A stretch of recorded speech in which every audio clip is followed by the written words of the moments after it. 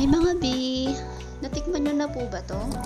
Ito ay native pipino or wild pipino. Ang dami ko nga palang nakikitang ganito sa bukid, mga nakabaging lang sila, minsan nakaakyat na sila sa bakod, minsan naman sa mga puno. Nung bata pa kasi ako, akala ko lason talaga yung maliliit na hugis pipino na yan, kaya hindi ko yan hinahawakan. Natatakot din ako lalong kainin yan kasi akala ko sama yan sa kalusugan.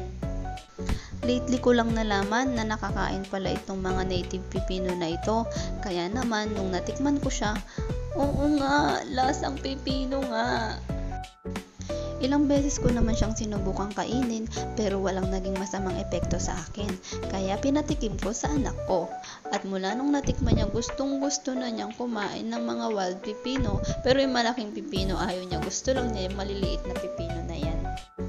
At tuwing pupunta kami sa bukid namin, yan ang lagi niyang hinahanap, yung mga wild pipino na yan. Sabi ko nga, kung gusto mong kumain ng pipino at walang mabiling pipino sa market, pumunta ka na lang sa bukid. For sure, maraming pipino doon. May pipino ka na, nakalibre ka pa. O diba? Tadan! Yummy salad! Thank you po for watching, mga B!